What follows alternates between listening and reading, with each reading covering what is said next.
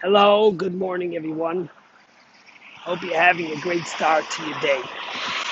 You know, I remember when we took our children, the family, to Israel, not this past summer, of course, it was COVID, but the summer before.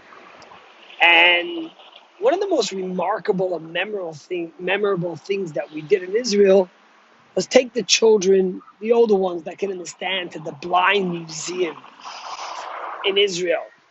And the reason why it's so special is because anyone that's been to the Blind Museum knows that you come into the blind museum and they blindfold you and you go on an entire tour of the museum without you go on an entire tour of the museum without knowing or seeing who your tour guide is. And you get a detailed tour, and then at the end of the tour they take you to this room where you take your blindfold off. And when you take your blindfold off, you get to see who your tour guide is. And I remember our children coming out and they were so shocked because when they saw who their tour guide was, first of all, he himself was blind, he was old, and he had physical handicap.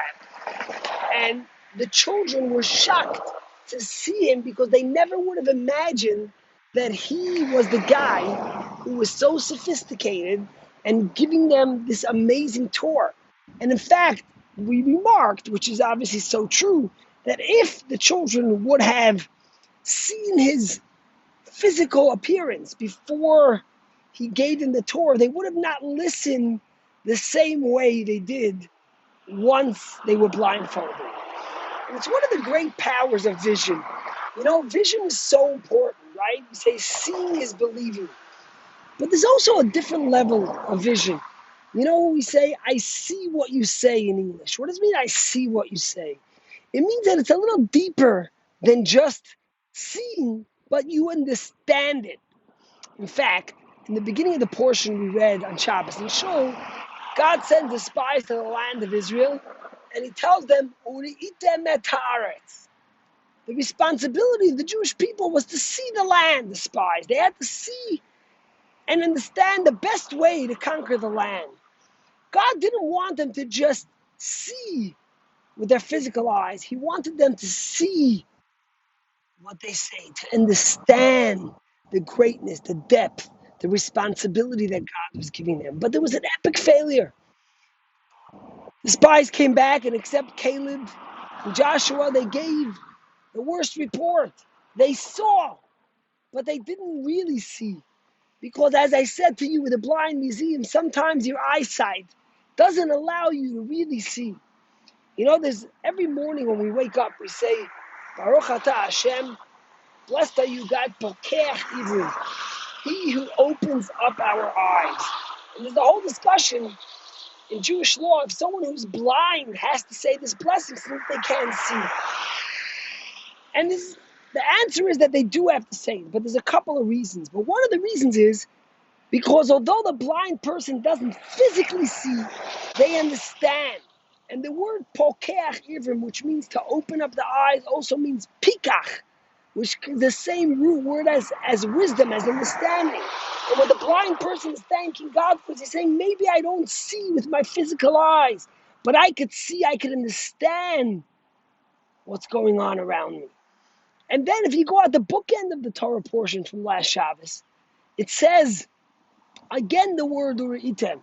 It says in the third chapter of Shema, which we read in the last portion yesterday in Shul, it speaks about the mitzvah of tzitzit. And God says, uri'item oto, you should see the tzitzit. Uzechartem et kol mitzvot Hashem, and you will remember the commandments of God.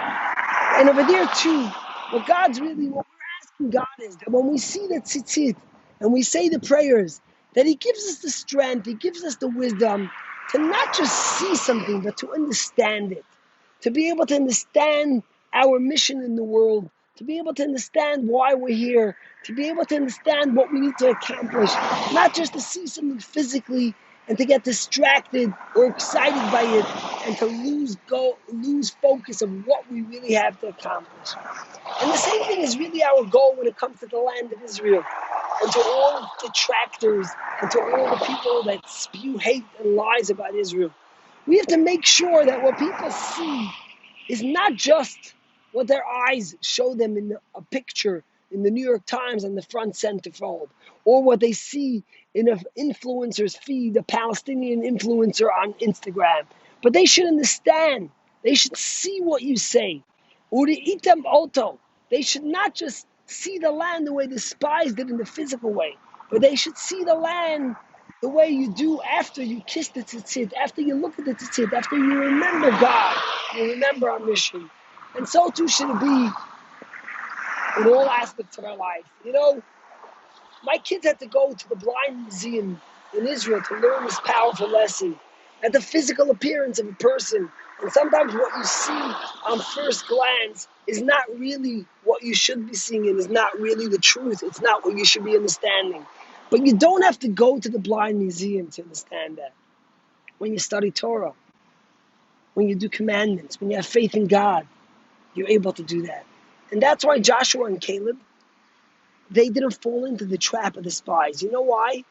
Because Joshua and Caleb, Joshua had Moses add the word Yud to his name, God. He had God in front of him.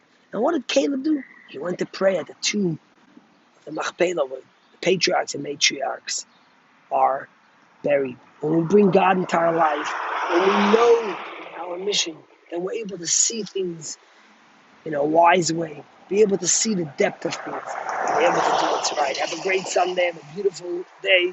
See you tomorrow.